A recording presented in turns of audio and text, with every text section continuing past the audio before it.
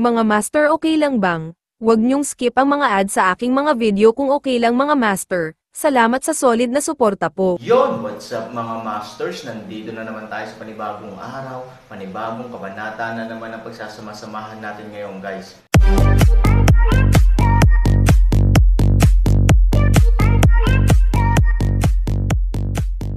Bali mga masters, kung bago ka pa lang po sa aking YouTube channel, please click the subscribe button, lalong-lalo na po yung notification bell guys, para maging connected pa rin tayo sa isa't isa at maging updated kayo sa mga susunod ko pang video. Bali mga masters, bago natin umpisahan ng kwento ay mag-shoutout po muna tayo para sa mga solid nating tagapakinig. Shoutout kay Jerry Glino at shoutout kay Robert Tolentino. Yun na nga mga masters, no? Bali hindi na ito patagalin. In 3, 2, 1, let's go! Mr. Han, hindi ko talaga alam ang sasabihin ko, pero ang dapat kong sabihin ay, salamat. Libu-libong salita, kapag pinagsama sa huli, ay talagang dalawang salita. Mahinang ngumiti si Han Sanchen, sama-sama tayong lahat, huwag mo nang pag-usapan ito. Natapos magsalita si Han Sanchen at tumingin sa matandang Dragon King, Old Dragon King, I would like to trouble you to tell your soldiers, otherwise I will worry. Tumawa ang matandang Dragon King, relax ka lang, haha. Ang Prime Minister Wu Gui stepped back, obviously making arrangements in private. Sige, malapit na tayong matapos dito, punta na tayo sa sinaunang puntod, kailangan nating maghanda. Nang matapos ni Han Sanchen ang kanyang mga tagubilin, ang grupo ng mga tao ay hindi nang ahas na magantala, at mabilis na sumugod patungo sa sementeryo. Sa oras na ito, ang pang-apat na matanda at iba pa ay nasa kabilang panig. Hindi naman talaga sila ganoon kalayo sa lambak. Bagamat sila ay labis na nababalisa nang sila ay bumagsak, hindi sila bumagsak sa malaking sukat pagkatapos ng matagumpay na breakout. Sa kabaligtaran, sa buong proseso, mas iniisip nila ito, mas nararamdaman nilang may mali. Sumimangot ang ikaapat na matanda, this doesn't feel normal. Pakiramdam ko palagi tayong niloko. Nagmadaling bumaba ang kalaban, bagamat nalagpasan natin ang pagkubkob, bakit hindi tayo hinabol ng kalaban? Imposibleng hindi maintindihan ng mga taong ito ang prinsipyo ng pambubugbog ng nalunod na aso. Bagamat may dahilan para habulin ang mga mahihirap, ngunit ang hindi paghabol ay talagang napaka-absurd. Ang dakilang elder ay matagal na ring nakaramdam ng kakaiba, nang makitang ganoon ang iniisip ng tatlong matanda, hindi niya maiwasang sumimangot at magtaka. Ibig mong sabihin, nahuhulog ba tayo sa isang bitag? Nagmamadaling sinabi ng ikaapat na matanda, Kuya, ayon sa Loika, malabong dumating ng maaga ang mga tropa mula sa palasyo ng tubig. Sa teoryang, ang ating katalinuhan ay hindi dapat magkamali, kaya nananatili akong medyo may pag-aalinlangan tungkol sa posibilidad na ito. Nagmamadali ring sinabi ng pangalawang matanda, Kuya, iniisip ko rin na baka nalinlang tayo. Some pain it. Diretsyong hinampas ng ikatlong matanda ang palad niya sa malaking puno sa tabi niya. Kung ganito talaga, hindi na naman tayo pinaglalaroan ng mga taong ito. Muling sumimangot ang dakilang matanda, ngunit kung ganito talaga, kung gayon, wala tayong magandang solusyon ngayon, tingnan mo ang oras na ito. Tumangala silang apat sa langit, kung saan mataas na ang nakakapasong araw. Tanghali na, kahit peke sila dati, ngayong lumalaban na tayo, natatakot ako na huli na. In terms of time, nakalagay na ang reinforcements ng kabilang partido, na pabuntong hininga ang dakilang elder. Pag nilayan man nila ang kasalukuyang pagkakataon, lubusan nilang pinalampas. Damn it, hindi naman natin hahayaan na ganito na lang diba?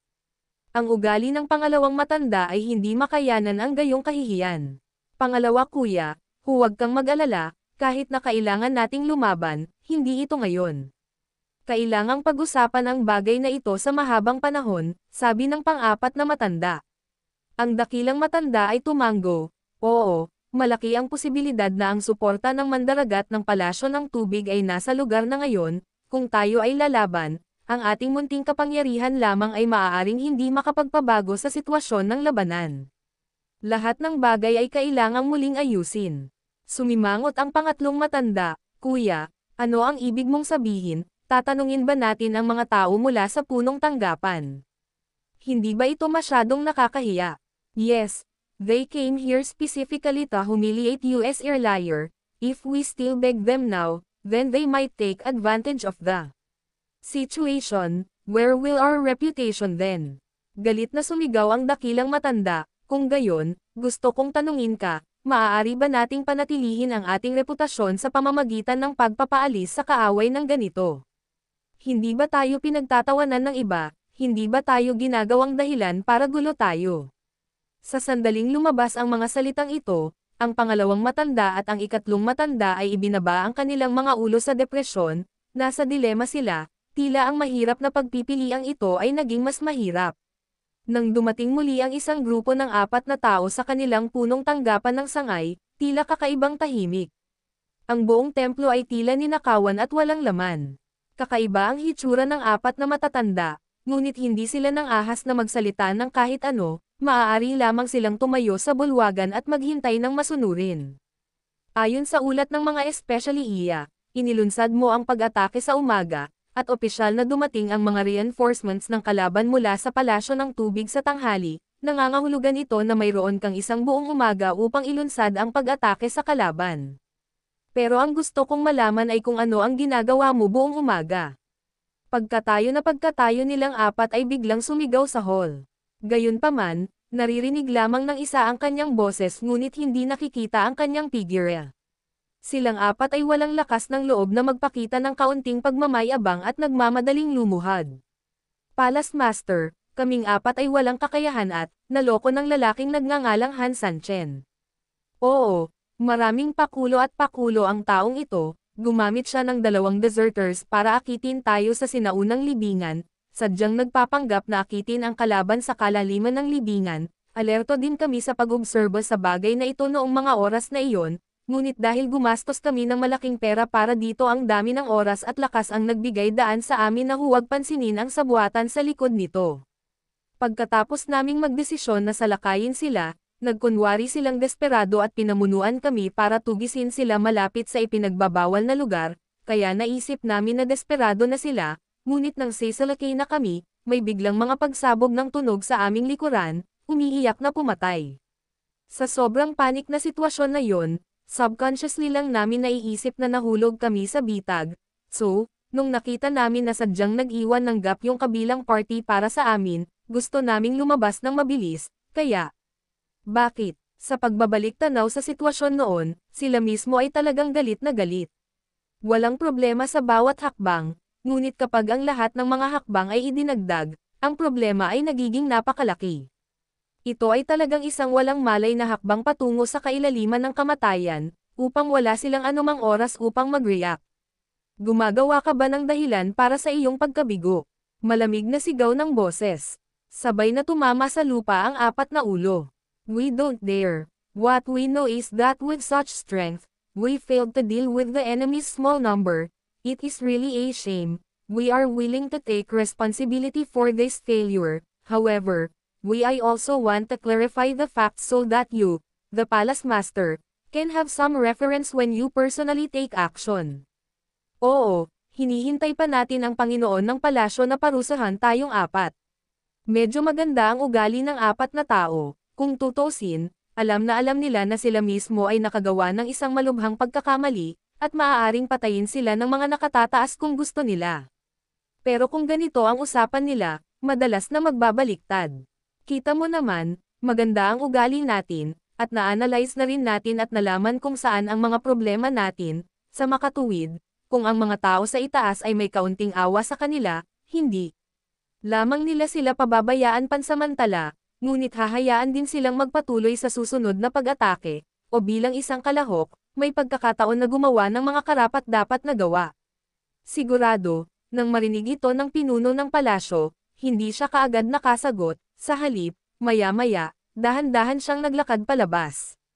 Ang Panginoon ng palasyong ito ay likas na walang iba kundi ang kanyang agarang superior, si Shulong, na sumagip sa kanila nang makatagpo sila ng krisis.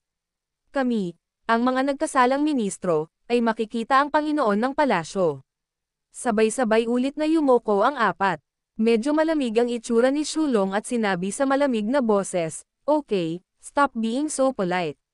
Kayong 4 ay sinusundan ako ng maraming taon, sa totoo lang, medyo hindi ako nasisiyahan sa performance mo.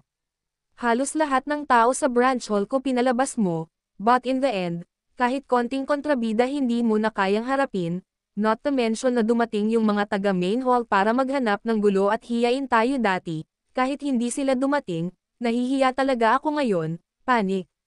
Galit na galit si Shulong, sa labanang ito, nakaramdam siya ng sobrang inutil at galit. Tulad ng isang malakas na puwersa, hindi upang banggitin kung paano mapanira ito ay dapat hindi bababa sa magsagawa ng isang napakatinding puwersa, bilang resulta, sumuko sila ng hindi lumaban.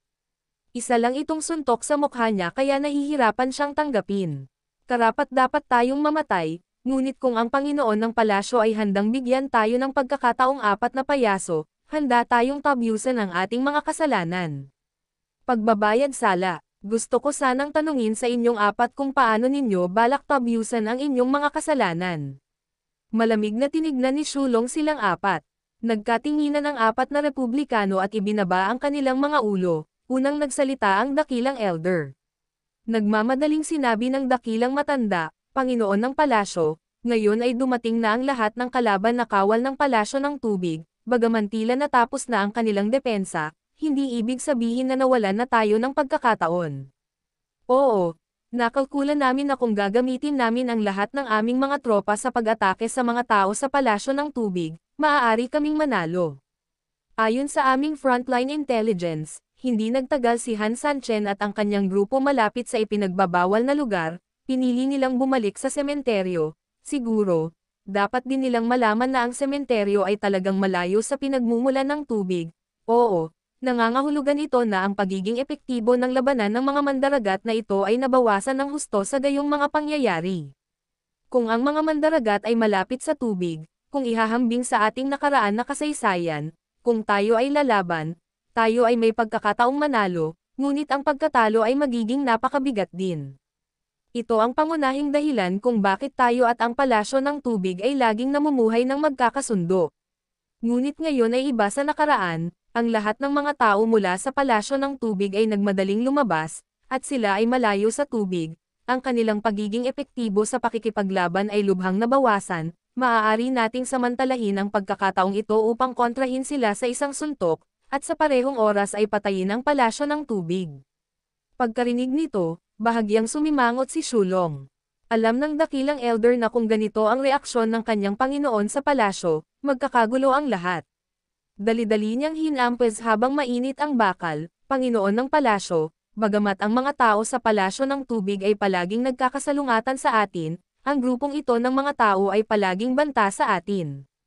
Noong nakaraan, wala tayong magagawa laban sa kanila, o ang pag-atake sa kanila ay magiging sanhinang. Labis na pinsala, ngayon, sila ay lantaran na laban sa atin, na lumalabag sa mga patakaran, dapat talaga natin silang turuan ng leksyon. Nagmamadali ring sinabi ng ikaapat na matanda, oo, gusto ni Shui Gang na isipin ang sarili niyang negosyo, nagkataon na sa pagkakataong ito ay sasamantalahin natin ang pagkakataong ito upang mahuli sila sa isang iglap. Palace Master, this plan is feasible. Ang pagpatay sa kanila ay hindi lamang magtatatag ng iyong autoridad, kundi maalis din ang banta, mula ngayon, tayo na ang may huling say dito.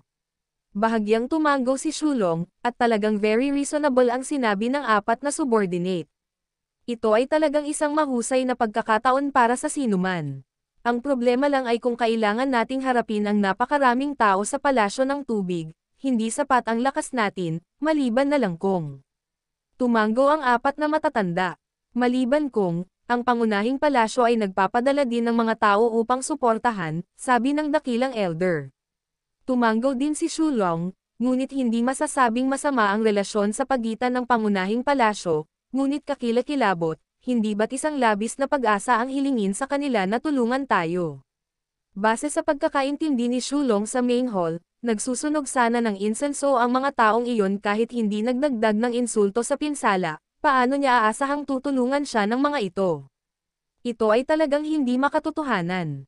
Pero hindi imposible. Mahinang sabi ng dakilang elder, noong nakaraan, ang mga interes ng bawat isa ay magkasalungat sa isa't isa, natural, hindi nila tayo gusto, at hindi rin natin sila gusto.